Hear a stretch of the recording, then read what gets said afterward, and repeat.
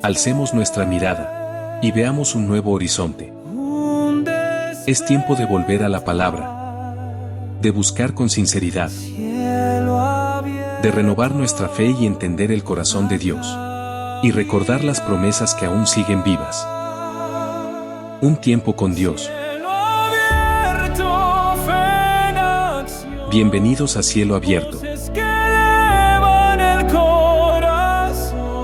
A Cielo Abierto les da la bienvenida y mi gratitud también al acompañamiento que estamos siguiendo. Estamos recopilando algunas preguntas y también algunos pedidos de poder determinar el texto bíblico en que estamos desarrollando los temas. Y obviamente para nosotros es un favor el poder ingresar a esta investigación bajo la propuesta de las preguntas y algunos cuestionamientos que ustedes están desarrollando. Estamos en Génesis capítulo 3, versículo 15, y después de hablar acerca del tema de cómo quedó, en realidad después de que la mujer y el varón tomaron la determinación, la decisión de ser igual a Dios y oír la palabra engañosa de la serpiente, ahora Dios ha iniciado un camino de restauración. Y hemos expresado que este camino de restauración bajo el cual Dios está proponiendo al hombre y a la mujer, sean ellos parte instrumental de este camino de restauración. Ese Dios no va a hacer que las cosas se restauren por su soberanía o porque Él lo ordena así, sino que Dios va a requerir que el hombre y la mujer muevan su voluntad instrumentalmente para que el camino de restauración también pueda efectuarse y darse. Es interesante que Dios convoca al hombre y a la mujer a acompañar como amigos el camino de la restauración, emprender el deseo de Dios también con su corazón, emprender con toda libertad al varón y la mujer, ser también en el favor y a favor de la misión. Creo que la expresión del Padre Nuestro, venga tu reino, hágase tu voluntad y que tu nombre sea santificado, creo que es lo que Dios quiere escuchar en el corazón del varón y la mujer. Que el varón y la mujer, que la familia se integre al camino de restauración que Dios está proponiendo. Y hemos escuchado entonces que la mujer ahora ha sido tenida en cuenta en cuanto a la mujer, en cuanto a la serpiente escucha que Dios ha puesto a la mujer a quien va a darle en la cabeza a su simiente, un hijo que va a procrear ella, a la serpiente. Y entonces la mujer es puesta en misión, en sus preñeces, en su crianza, ella va a tener un hijo. Y recordamos entonces que Jesús nace del Espíritu Santo, quien toma a María y hace que ella conciba un niño. Y la gratitud a Dios porque este milagro, esta bondad de Dios, esta misericordia, pero fue necesario una doncella, fue necesario una mujer que está de acuerdo y está comprometida con que el reino de Dios se haga aquí en la tierra. Y ella expresa estas palabras. María dice, hágase en mí según tu deseo, Dios, hágase en mí según tu voluntad. Y creo que es lo que Dios espera del varón y la mujer, que el reino de Dios se establezca a través de sus vidas. Dios compromete nuestra voluntad, nuestra libre voluntad a ser parte entonces también de este proceso de restauración. Y aquí tenemos entonces con gran amplitud, ¿no es cierto?, lo que está aconteciendo, pero la mujer también ha recibido algunos términos para acompañar esta tarea. El pecado los ha separado, ellos están escondidos, están desnudos, avergonzados, y entonces Dios pone una inquietud en la mujer que ella va a tener hacia el varón, una fuerza, diría un sentimiento interno de tener un deseo hacia él, porque el pecado los ha separado y lo que Dios está haciendo es, no está castigándolos, no está reprimiéndonos, sino está haciendo el camino de restauración. Y al varón se le ha dicho que él tiene que amarla, él tiene que tener soberanía, tener dominio, tener señorío sobre, no sobre ella se está traduciendo en algunas versiones y en la mayoría de las versiones, pero cuando uno busca, mira el texto hebreo, en la Biblia que tenemos, el texto masorético, el texto más completo del Antiguo Testamento y en hebreo, hay una preposición ahí, y la preposición es enti, la preposición bet. Y habíamos expresado que tenemos, por ejemplo, la Biblia de Ferrara, que es una Biblia que fue traducida antes de la Reina Valera, en 1553, mientras que Reina Valera se desarrolla en 1569. Entonces, en la Biblia de Ferrara, dice a la mujer, dijo, aumentaré tu dolor y tu parto y dolor, y criarás a tus hijos, y para tu hombre tu deseo, y él mandará en ti. La preposición está aquí, en ti, no está una preposición sobre ti, ni encima de ti. Y las traducciones que siguen la Vulgata Latina y también las traducciones que siguen el texto griego de la versión de los 70, obviamente tienen esta cosmovisión judía de que el varón está sobre la mujer. Pero el texto hebreo, el texto original, el texto que ahora se desarrolla como la Biblia estuartense, está ahí la preposición en ti, de modo que el varón está en ella.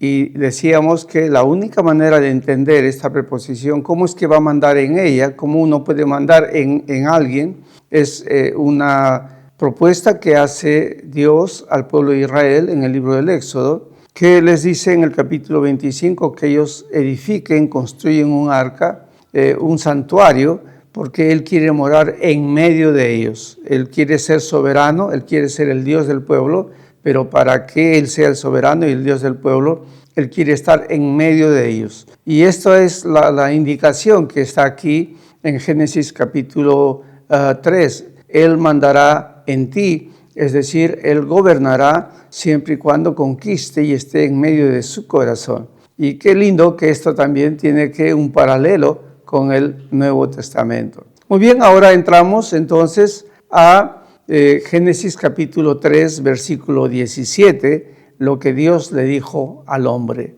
¿Qué es lo que Dios le dijo al Adán, al varón? En hebreo, varón es ish y varona es ishach. Tienen la misma formativa, solamente que el sustantivo varona tiene una preformativa femenino, pero igual es el mismo, se dice lingüísticamente el mismo seno, el mismo contenido en cuanto a referencia. Él es ish, ella es ishach. Entonces, aún en la manera como se sustantiva en el hebreo, se expresa la misma consustancialidad, pero él es varón y ella es varona. ¿Y qué es lo que le dijo Dios al varón? Y quiero aclarar, estamos avanzando pasaje a pasaje, tratando de escudriñar textualmente la lectura del texto hebreo. Y esto obviamente nos va a tener un largo camino hasta llegar al Génesis capítulo 5, capítulo 6, que viene el diluvio. Pero es importantísimo porque Génesis capítulo 1 al 6 nos da los principios de la teología, nos da los principios del conocimiento de Dios y también la antropología humana, la antropología del hombre, la antropología de la mujer, las consecuencias del pecado y también la actividad creativa de parte de Dios y también lo que Dios espera entonces en el futuro, porque Dios está formando una morada. Ahora estamos viendo el trato a los que Dios ha creado para que administren esta morada, pero habrá una morada también celestial eterna que en el Apocalipsis se ve como descendiendo de los cielos, cielos nuevos y tierra nueva. Y en la boca de Jesús, en la profecía de Jesús, en lo que Jesús expresa también hay morada también prevista en el cielo, pero también los profetas hablaron de esto y también desde que Noé fue bendecido y Abraham también sale a caminar una tierra de promesa, de modo que a lo largo de la historia del Antiguo Testamento tenemos esta visión de una morada celestial. Y qué no decir, la construcción del tabernáculo y luego la construcción del templo.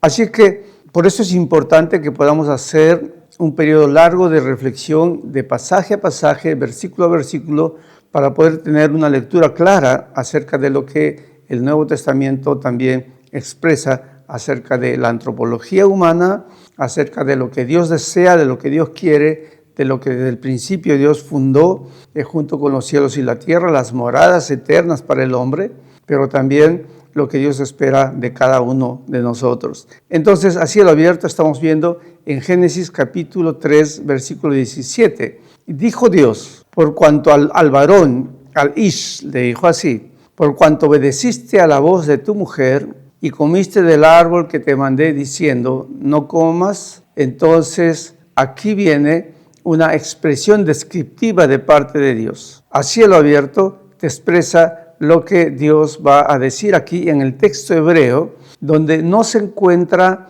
el verbo ser, estar. En el idioma hebreo, el sustantivo comer, comerás, y el sustantivo maldito, y luego el sustantivo la tierra, por tu causa, está en maldición.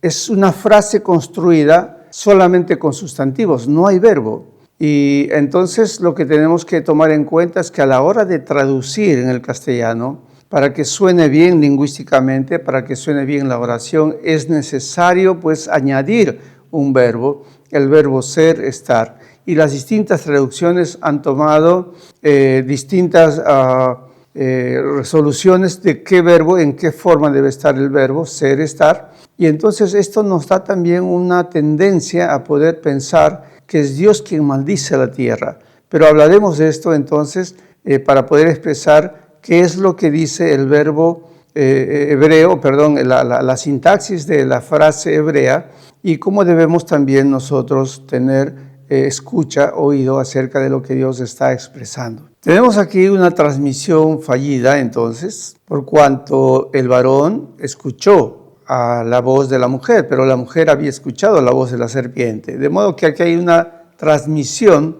de la palabra de engaño y el varón ha obedecido a la palabra de engaño. Es lo que le dice Dios, por cuanto escuchaste la voz de tu mujer, la voz de la varona, la voz de la Ishach. Entonces hay algo que le va a describir Dios. Dice Dios que ahora el terreno maldito es el terreno por tu causa maldito es el terreno. Aquí hay que agregar, decíamos, un verbo ser, estar, maldito es o maldito será. Algunas traducciones, como Reina Valera, la mayoría de las traducciones, han resuelto poner maldito será.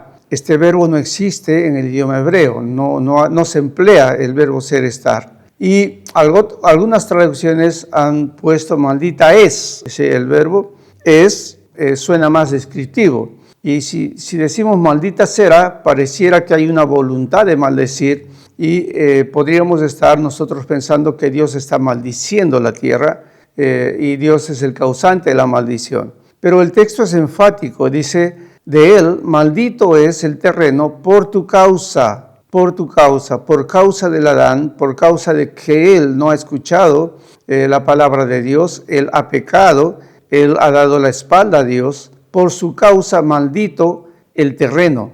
Y si añadimos maldito es, el verbo ser, estar, como un descriptivo, maldito es, y en vez de maldito será, entonces podríamos entender que este texto se trata de una descripción y no de una maldición de parte de Dios. Aquí es necesario recomendar a las traducciones, a la mayoría de las traducciones, que debieran entonces tomar en cuenta, poner a fin todo el tema que se desarrolla aquí como una descripción de parte de Dios a la condición en que queda el terreno por causa del pecado en el cual el hombre ha ingresado. Ahora, podríamos nosotros entonces ver en el interlineal hebreo que se encuentra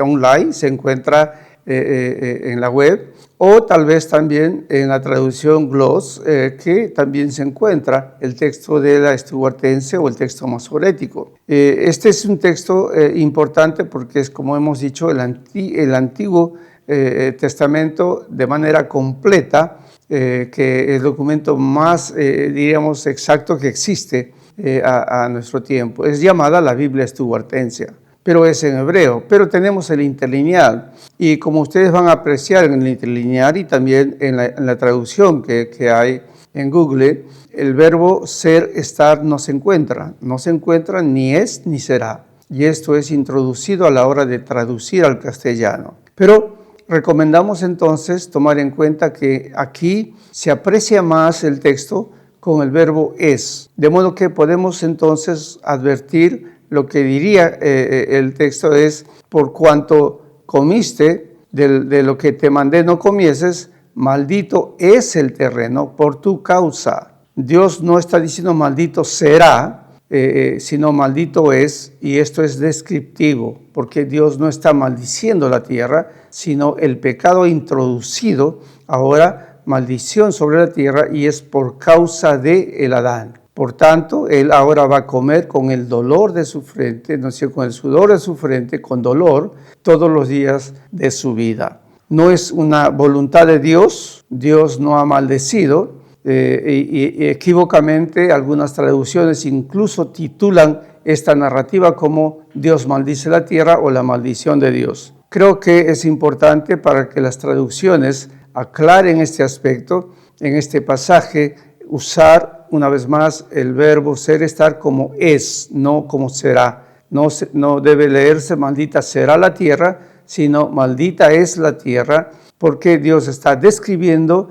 la consecuencia del pecado del Adán y como también al él habérsele dado señorío sobre la creación, señorío sobre todas las cosas creadas, ahora se ha pervertido, se ha contaminado el pecado, ha contaminado la creación y ahora pues él tiene que participar del trabajo con sufrimiento, él tiene que ahora comer con el sudor de su frente y él ahora está siendo para volver a la tierra. Dice el versículo 19, con el sudor de tu rostro comerás el pan hasta que vuelvas a la tierra, porque de ella fuiste tomado, pues polvo eres y al polvo volverás. Esto está hablando del cuerpo físico del Adán.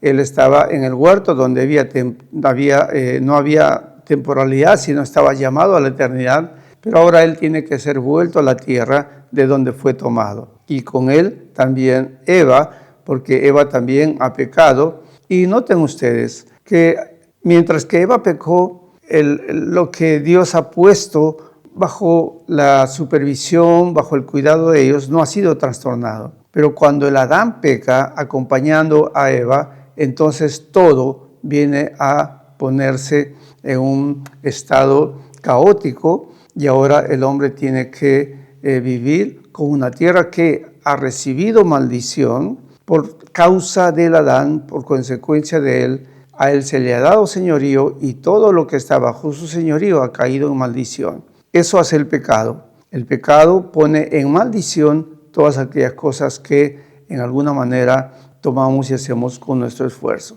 A cielo abierto entramos aquí entonces al pasaje del capítulo 3, versículo 20. Y noten ustedes lo que dice ahora Adán. Mira a la mujer y dice, y llamó Adán el nombre de su mujer Eva, por cuanto ella es madre de sus vivientes, de los hijos de los vivientes. Primero, cuando Adán no había pecado y estaba instrumentalizado en él un conocimiento capaz de describir la naturaleza, capaz de describir la esencia de las cosas que veía, vio a la mujer y dice, ella es hueso de mis huesos y carne de mi carne. Ahora que el pecado ha afectado cognitivamente al Adán, ha afectado todas las cosas que le rodean en cuanto a la tierra del que fue tomado, pero también se nota una afectación a su intelectualidad. Ahora mira a la mujer y no la describe como hueso de sus huesos, sino como carne,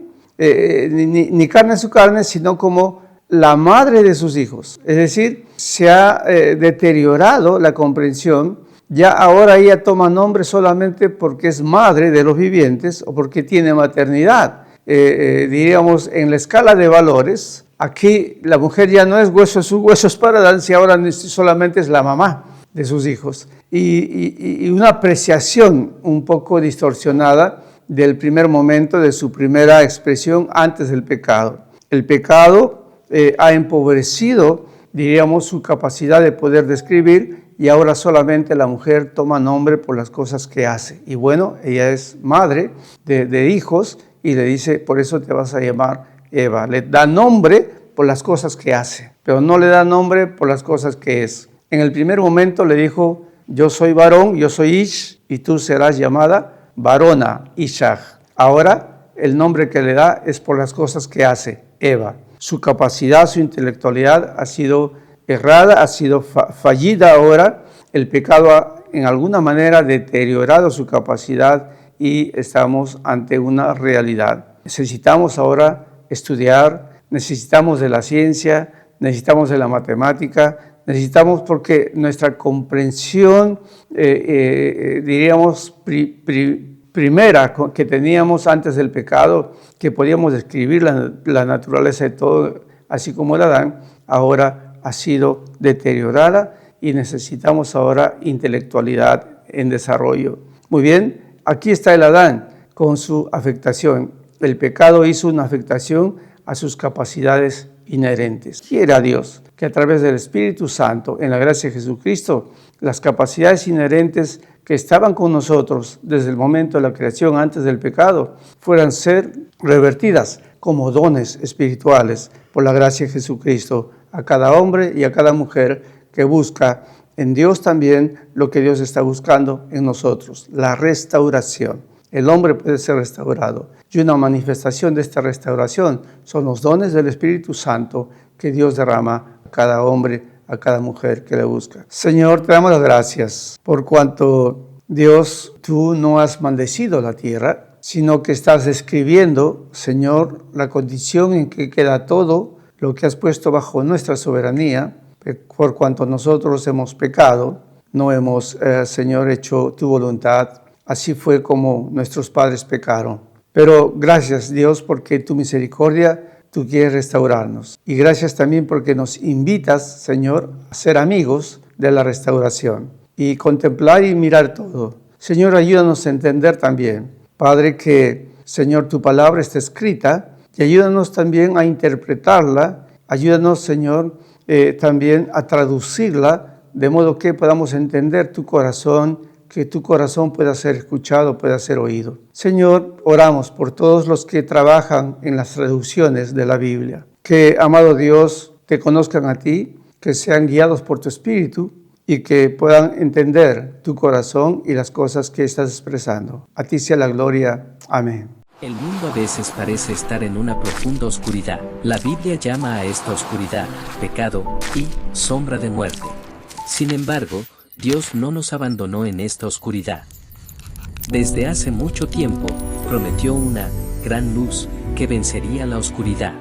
La luz de Cristo es como un faro en nuestra vida. Ilumina nuestro camino, nos permite conocer el verdadero rostro de Dios, expulsa la oscuridad que hay en nosotros y nos da verdadera libertad y vida. ¿Está tu vida en la oscuridad en este momento? Mira hacia la luz de Cristo. Esa luz nunca se desvanece y nos guía al reino de la vida eterna.